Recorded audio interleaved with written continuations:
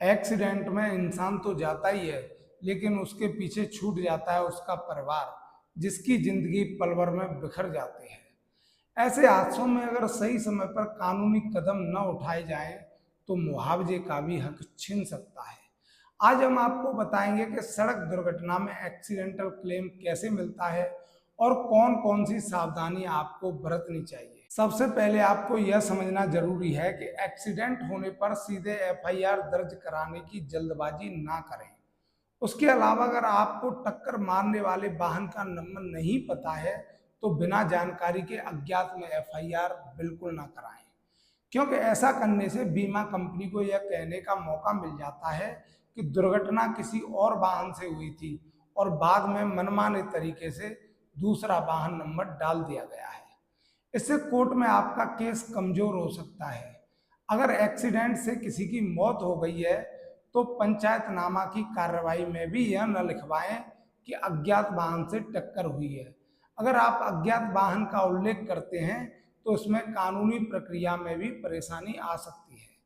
यदि वाहन टक्कर देकर भाग गया है और उसका आपको नंबर नहीं पता है, तो आप आसपास के इलाके में लगे सीसीटीवी कैमरे चेक करें।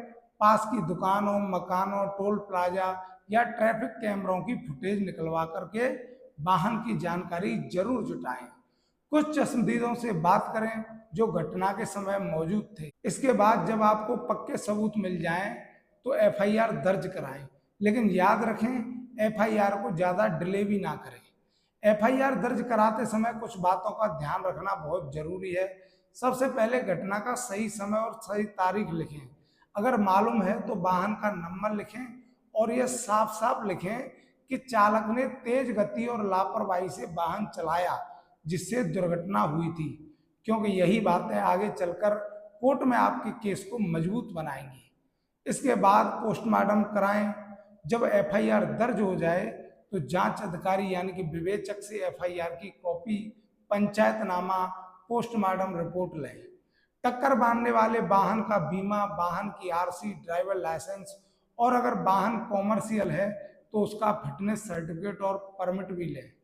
याद रखिए, दुर्घटना के बाद कोर्ट में दावा दाखिल करने की समय सीमा सिर्फ 6 महीने है, यानी कि घटना की तारीख से 6 महीने के अंदर अंदर आपको क्लेम फाइल करना होगा।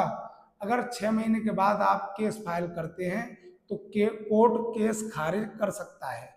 दावा करते समय वाहन मालिक, चालक और बीमा कंपनी तीनों को पार्टी बनाना बहुत जरूरी होता है।